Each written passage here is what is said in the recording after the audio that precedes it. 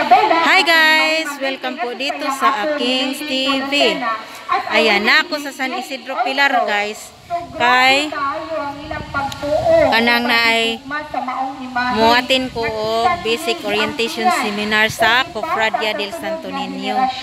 Na karon nagtabi kanang speaker ron na ilang simbahan.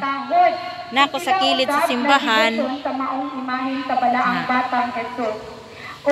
Lami nilang kanang nay parokya ari kay arang kaadyo ka lugar lami dagan-daganan na daan nila nga simbahan. Virgin Mary the Victorious. So gipresent na nila gipresent ang imahen ngadto sa mga Carmelite ug mga mongha. Daan nila nga simbahan. Kana kato ilang bag-o. Ang maong imahen sa ilang monasteryo sa ilang novitiate chapel. Musuroy-suroy taning dakong wanang sa ilahang plaza guys. Mong isuroy daari. Muari ta dari ilahang groto. Maminaw ta arong ilang ijang gitabi. Balay alam po ay ang monastery was plundered, nilutob sa mga Saxon. Kaling Saxon mo ni grupo sa mga tao nga adunay maot nga intensyon ngadto sa Praga. Di ba utom kung daw na ang gubot, mga lutob, utom kayo daw na. Nailang groto. Sa pagkadungog niya sa mga Carmelite, they fled away, nang dakaw sila. Siyempre, for their protection. Tumoto na bilin, ilang gibiyaan, nabilin ito, ilang gibiyaan ang monasteryo. So dito nabilin ang imahen. So ang imahen sa balaang batang Jesus was damaged and discarded as junk. Nadawat kini o gihimong walay pilit. The monastery was closed down and the veneration of the infant Jesus was stopped. So nahunong kay nanglakaw man sila. Unya, pag 1637, mauli ang rediscovery sa infant Jesus dito sa Praga. So the Carmelites and the monks returned to Prague. So namalik sila sa Praga pag nalinaw-linaw na sa 1637. Namalik sila dito. And this time, kauma na nila si Father Cyril or the Mother of God. So ukad na po sila mga Carmelite. So sa pagbalik nila, sayong si Father Cyril sila. Mo ni lugar nila ani. Nah lami kaadyo ganahan ko kay dakeng lugar. Na mo nilang simbahan. Senior San Isidro Labrador. Nanata sa baba sa ilahang simbahan.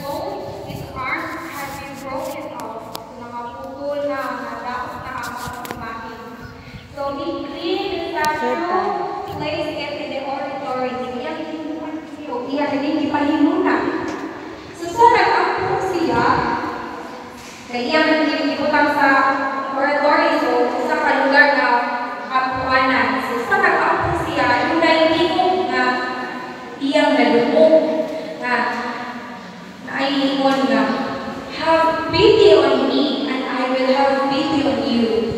Give me my hands and I will give you peace. The more you honor me, the more I will bless you. So mauto ka, tingog iyang nalumog, ingon nga, kaluhin ko ikaw. Ayuha ang akong mga kamot o tagaan ko ikaw sa kaninaw.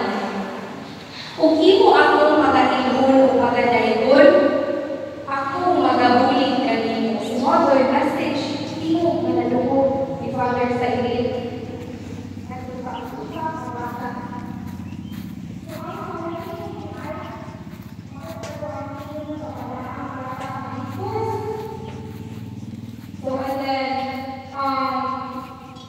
Repairing the statue was a miracle. So pagkaayon sa maong imahe,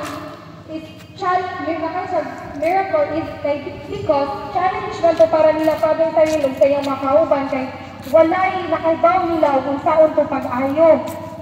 So si Father Cyril asked the Blessed Virgin Mary nag-ampo siya sa mahal nga Birhen nga tabangan sila o kung saan to nila aron maayo ka itong maong imahe. And then sa pag-upload niya, narapoy tingog kaya nadungog. So same, gihapon nga tingog, same ang nagikan. Sinin nga, place me near the entrance of the sacristy and you will receive aid. Ibutang mo ako at ubangan sa sakristiya kung makadawat ikaw o manabang. So, Father Tayo did as he was told, Kainit. and a few days later, Mag-unsa ka te, magbinignit ka? Ha? Ay, magbiko ka. Magsitsang lubi. Kape ng labas. Ang labas sa mga sinina ni Father.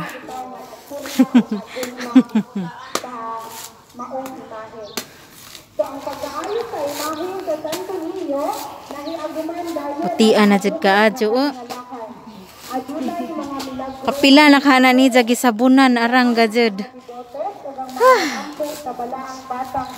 Nya dapat si ate nagbunot og lobe. Hermano ka te? Hermano ka? De. Ha? Ha? Awa de na danis injo kanang mo serbisyo ba ng buwana? Dili na. Tulo ka buok isahang buntan na. Tulo ka buok imong buntan. Aw unom di ay arang garabi. Di na tamo tan-aw anang uba. Pagbunot yehe na humanag bunot. Oh. Di na kumutanaw na ako ra bay sunod mo istorya. Aron. Likod naman eh. Ako ra bay sunod mo istorya.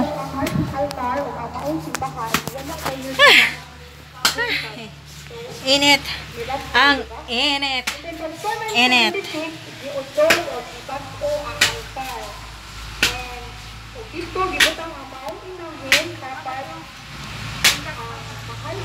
Bye bye. Thank you for watching.